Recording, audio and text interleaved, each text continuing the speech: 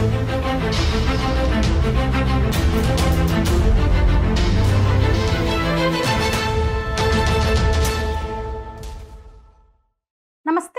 కంచి కామకోటి పీఠానికి 71వ పీఠాధిపతిగా తెలుగువారైన గణేష్ శర్మ ద్రవిడ్ ఎంపికయ్యారు. అన్నవరంలో బయలుదేరి బాసరలో ఋగ్వేద పారాయణం చేసి కంచిలో జగద్గురువయ్యారు.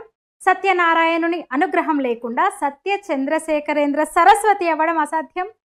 శృంగేరి, కంచి, ద్వారక, పూరి, భద్రి పీఠాలధిపతులు అందరూ కారణజన్ములే.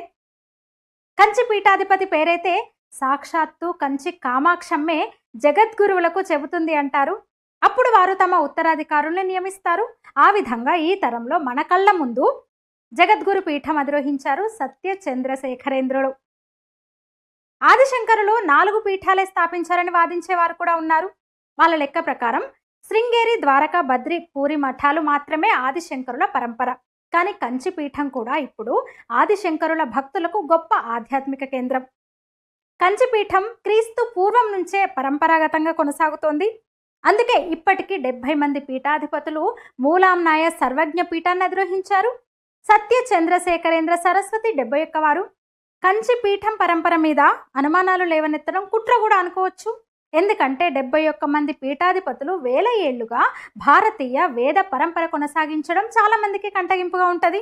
అందుకు కూడా అబద్ధాలు ప్రచారం చేస్తున్నారనుకోవచ్చు. బ్రిటిషర్లు వచ్చాక ఆదిశంకరుల జీవిత కాలాన్ని 8వ శతాబ్దానికి పరిమితం చేశారు.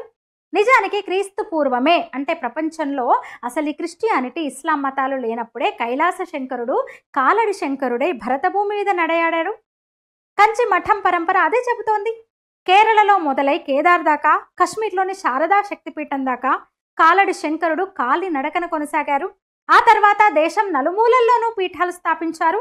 అవే శృంగేరి, ద్వారక, భద్రి, పూరి, చతురామ్నాయ పీఠాలు.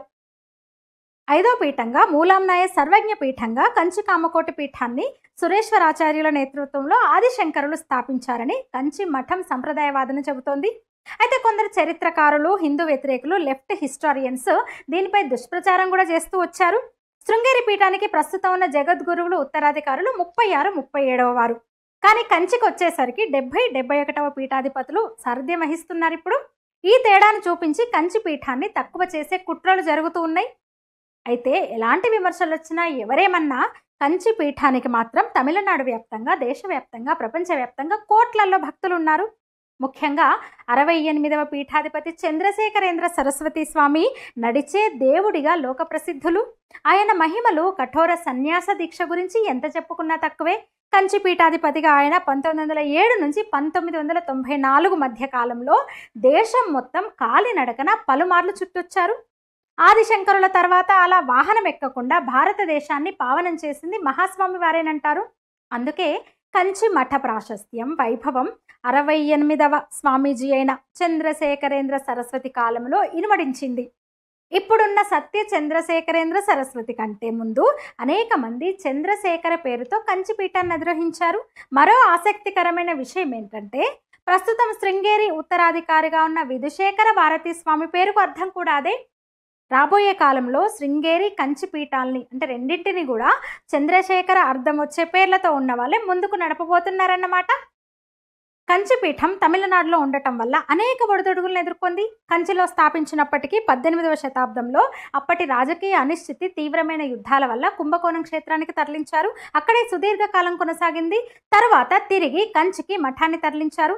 స్వతంత్రం వచ్చిన తర్వాత కూడా తమిళనాడులో పెరియార్, అన్నాదురై, కరుణానిధి, స్టాలిన్, ఇప్పుడు ఉదయనిధి స్టాలిన్ వంటి వాళ్ళ నుంచి తీవ్రమైన ఇబ్బందులు ఎదుర్కొంటోంది కంచిపీఠం.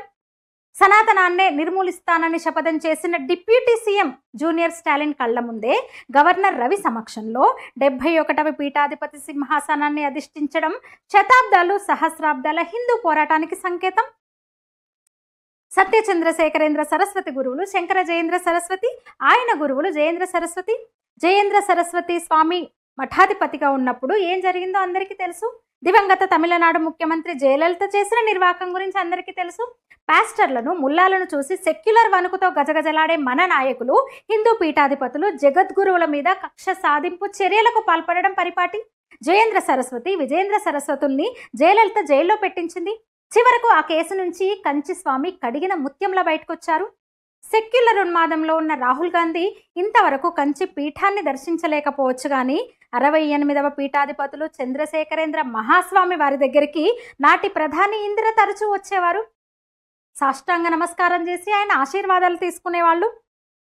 ఇందిర మాత్రమే కాక గ్రీకు, స్పెయిన్ వంటి దేశాల రాజకుటుంబీకులు, అక్కడి మహారాణులు ప్రత్యేకంగా మహాస్వామి దర్శనం కోసం భారత్ వచ్చేవాళ్ళు.